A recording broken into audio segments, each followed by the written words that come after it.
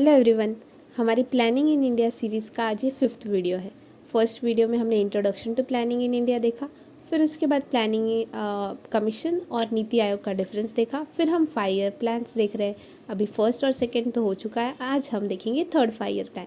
अगर आपने ये नहीं देखा है तो प्लेलिस्ट की लिंक डिस्क्रिप्शन में है, ठीक है। तो थर्ड 5 ईयर प्लान कब स्टार्ट हुआ था? 1961 टू 1966। देखो अभी तक तो क्रोनोलॉजी सही जा रही है। पहला था 1951 टू 56, फिर 56 टू 61, 61 टू 66, ठीक है। तो अभी 5 ऐड कर रहे हैं, सेम अपना काम हो रहा है। तो थर्ड 5 ईयर प्लान 1961 टू 1966। आगे कुछ एक्सेप्शंस है, वो हम आते साथ पढ़ेंगे, ठीक है। अभी थर्ड 5 ईयर प्लान का एम क्या था? उसका एम था कि to make India self reliant and self generating economy. देखो क्या हुआ, अभी फर्स्ट 5 ईयर प्लान में तो हमें अच्छा खासा सक्सेस मिल गया था। सेकंड भी इतना फेलियर तो नहीं था, पूरी तरह से मॉडरेटली सक्सेसफुल था।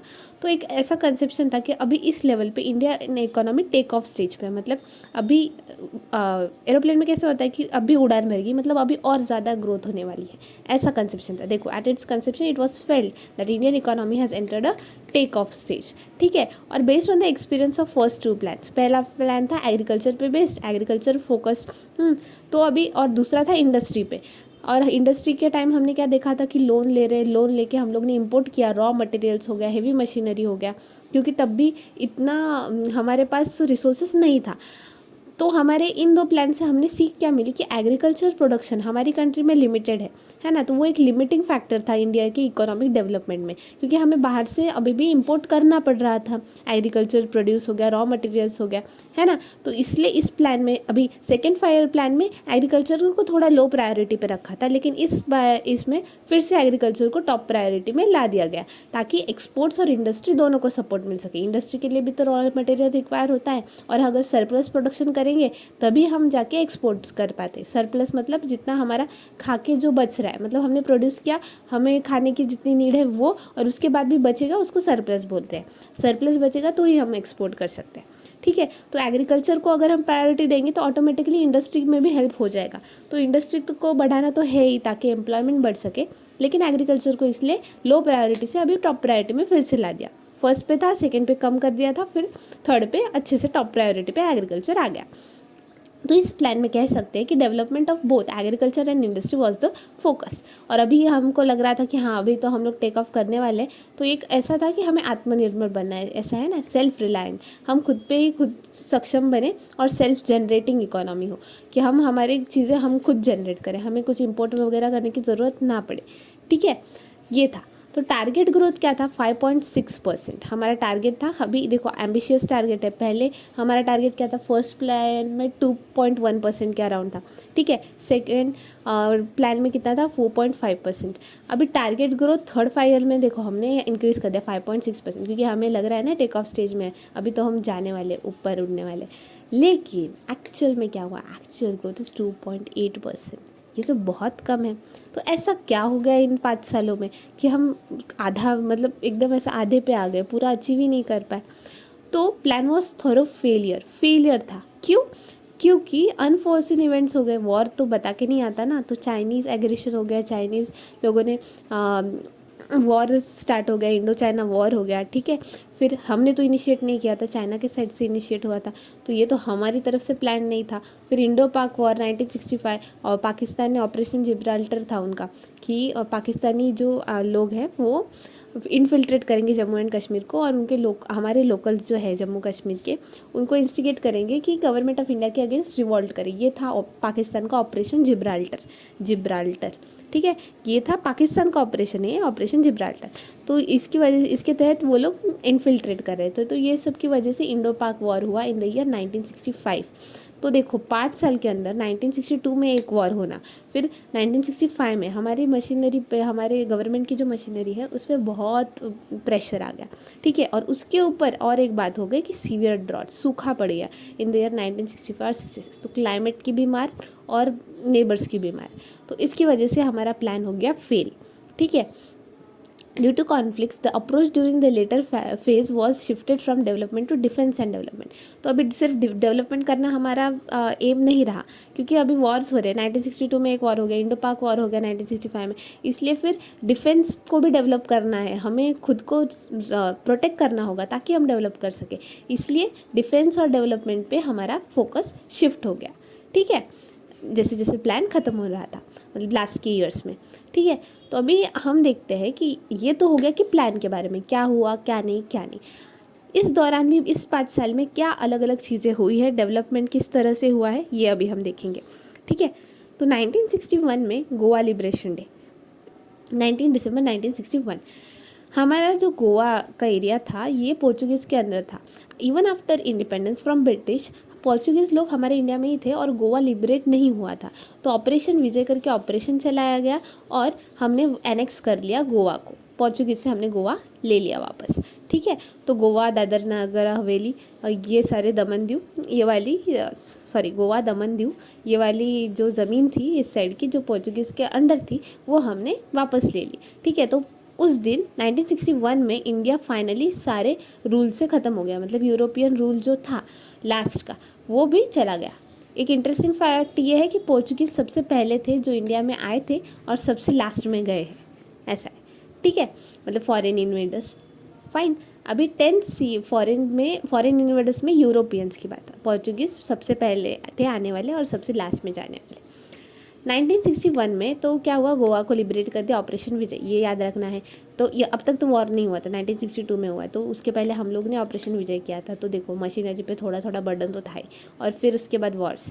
10 CA 1961, CA मतलब कॉन्स्टिट्यूशनल अमेंडमेंट एक्ट। तो ये इंपॉर्टेंट है 10th कॉन्स्टिट्यूशनल अमेंडमेंट एक्ट, क्योंकि इससे हमने क्या किया, दादरा एंड नगर हवेली जो थी, ये जो एरिया था इसको यूनियन टेरिटरी बोल के इंडिया की यूनियन में जोड़ दिया गया। ठीक है, तो 10th CA Dadra and Nagar Haveli. फिर 1962 में साइनो इंडियन वॉर हुआ है, मतलब इंडिया और चाइना वॉर हुआ और ये 2 महीने चला, लेकिन काफ़ी कुछ नुकसान हो गया हमारा भी। फिर उसके बाद INCOSPAR, Indian National Committee for Space Research, Indian National Committee for Space Research establish की गई थी। हमें स्पेस के एरिया में भी डेवलपमेंट करना था।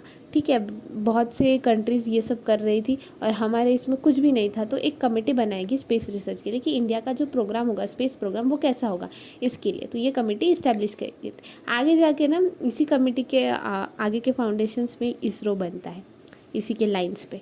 ठीक है, देन 1962 में और एक चीज़ हुई, गोवा, दमन और दीव को इंडियन यूनियन का हिस्सा बनाया गया। गोवा, दमन एंड दीव हम लोग ने ले तो लिया था, फिर थोड़ा प्रोसेस को टाइम लगता है, तो 12th कॉन्स्टिट्यूशनल अमेंडमेंट एक्ट बनाना पड़ा, तब जाके 1962 में हम लोग ने गोवा, दमन एंड दीव को इंडिया की यूनियन में शामिल कर लिया, union territory, as a union territory. फिर बाद में क्या हुआ, 1987 में गोवा को 25th स्टेट का दर्जा मिला। गोवा, दमन एंड दीव रीऑर्गेनाइजेशन एक्ट लाया गया 1987 में। दमन एंड दीव तो यूनियन टेरिटरी रहे, गोवा को 25th स्टेट का दर्जा दे दिया गया।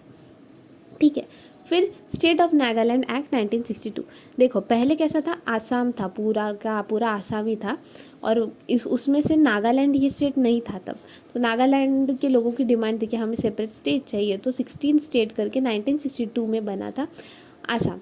तो सॉरी, आसाम से नागालैंड, नागा हिल्स का जो एरिया है, तुएसांग एरिया, आसाम का नागा हिल्स का जो एरिया है तुएसांग, तो ये वाला जो एरिया था वो ट्राइबल एरिया था और स्पेसिफाइड था 6 शेड्यूल में, जो एरियाज़ है ट्राइबल एरियाज़, उसमें ये एरिया भी मेंशन था। ठीक है, तो वो एरिया को स्पेशली अलग स्टेट बोल के बनाया गया, तो ये था नागालैंड का। तो ये एक्ट तो आया 1962 में, लेकिन बनने 1 साल लग ही जाता है। तो मोस्ट ऑफ द टाइम ना एक्ट आता है और उसके बाद 1 साल बाद चीज़ें होती है। तो एक्ट आया 1962 में और स्टेट बन गया 16 स्टेट नागालैंड 1963 में। तो नागालैंड पहले स्टेट बना, फिर बाद में गोवा। ठीक है, देन 1963 में इंपॉर्टेंट चीज़ें हुई। देखो हम लोग ने Indian National Committee for Space research बनाया, वो तो ऐसे ही नहीं खाली बैठे थे ना, तो उन्होंने कुछ तो किया होगा। तो अभी 1 साल बाद 1963 में क्या हुआ, Thumba equatorial rocket launching station establish किया गया। कहाँ पे, केरला पे। तो ये रॉकेट लॉन्चिंग स्टेशन था केरला थुम्बा में। तो थुम्बा पे क्यों, इक्वेटोरियल, तो इक्वेटर के नज़दीक पड़ता है इसलिए, और इक्वेटर से ही क्यों रॉकेट लॉन्चिंग स्टेशन मतलब वहाँ पे क्यों बनाते हैं, क्योंकि इक्वेटर पे है ना ग्रेविटी ग्रेविटी कम होती है, ग्रेविटी का पुल कम होता है, पोल्स पे ज़्यादा होता है कंपैरेटिवली। हमारा अर्थ ऐसा बल्जी है ना, तो इसके लिए क्या होता है, यहाँ का डिस्टेंस कम है, यहाँ का डिस्टेंस ज़्यादा है, तो ग्रेविटी का पुल यहाँ पे ज़्यादा होता है पोल्स पे, और इक्वेटर पे कम होता है। ठीक है, इसलिए क्या होता है कि ना मोस्ट ऑफ द नेशंस ये प्रेफर करते हैं कि जहाँ पे ग्रेविटी कम है वहाँ पे रॉकेट लॉन्चिंग स्टेशन हो, क्योंकि हम अगेंस्ट ग्रेविटी भेज रहे हैं ना, ग्रेविटी कैसे नीचे खींचती है और हम रॉकेट को ऊपर भेज रहे हैं, तो हमें ऊपर भेजना है तो कम से कम फोर्स नीचे लगना चाहिए ना, इसलिए इक्वेटर के नज़दीक बनता है। ठीक है, तो थूम्बा इक्वेटोरियल रॉकेट लॉन्चिंग स्टेशन जो केरला में था वो इस्टेब्लिश किया 1963 में, और 1963 में ही फर्स्ट रॉकेट लॉन्च किया, इंडिया का पहला रॉकेट लॉन्च। लेकिन वो हमने बनाया था क्या, हमने नहीं बनाया था, वो American made Naik Apache rocket था और फ्रेंच का पेलोड था, तो दो अलग अलग इसका था। ठीक है, तो ये रॉकेट लॉन्च हुआ था फर्स्ट टाइम इंडिया से। Then 1964 Kothari commission, 1964 is very important क्योंकि कोठारी कमीशन अभी अपॉइंट किया था 1964 में। कोठारी कमीशन को नेशनल एजुकेशन कमीशन भी बोलते हैं। इन्होंने 3 लैंग्वेज स्कूल्स में 3 लैंग्वेज सिखानी चाहिए, ये वाला फॉर्मूला दिया था। फिर उसके बाद 10+2+3 यानी कि 10वीं, फिर 2 साल कॉलेज के, फिर 3 साल का ग्रेजुएशन, ये वाला फॉर्मूला स्टैंडर्डाइज किया था। तो ये कोठारी कमीशन, ठीक है, उसको नेशनल एजुकेशन कमीशन बोलते हैं। अपॉइंट हुआ था 1964 में, रिपोर्ट बाद में आई। फिर और इम्पॉर्टेंट चीज़ हुई, जवाहरलाल नेहरू हमारे जो प्राइम मिनिस्टर थे, पहले प्राइम मिनिस्टर पंडित जवाहरलाल नेहरू, उनकी डेथ हो गई और फिर उनके बाद बने Lal Bahadur Shastri prime minister. 1965 important, Indo Pak war हुआ, इंडो पाकिस्तान वॉर हुआ। एक नेशनल डेयरी डेवलपमेंट बोर्ड बना, इस्टेब्लिश किया गया था, national dairy development board, Anand, Gujarat में। देखो, और ये ना बोर्ड को ज़्यादा काम कब, मतलब ऑपरेशनली इसका वैल्यू कब दिखा, ऑपरेशन फ्लड के द्वारा। तो ऑपरेशन फ्लड क्या था, ये वाइट रिवॉल्यूशन आया ना, उससे रिलेटेड है। ठीक है, तो हम वो ईयर आएगा तब पढ़ेंगे। अभी फिलहाल ये याद रखना, नेशनल डेयरी डेवलपमेंट बोर्ड बना था आनंद, गुजरात में 1965 में। ठीक है, और ग्रीन रेवोल्यूशन स्टार्ट हो गया इंडिया में। देखो सीवियर ड्रॉट्स हो रहे थे, तो इसलिए देखो डेयरी वाली सेक्टर पे फोकस किया गया और एग्रीकल्चरल सेक्टर पे फोकस किया गया। तो ग्रीन रिवॉल्यूशन स्टार्ट हुआ इंडिया में 1965 में। ठीक है, so that's it for the day, thank you.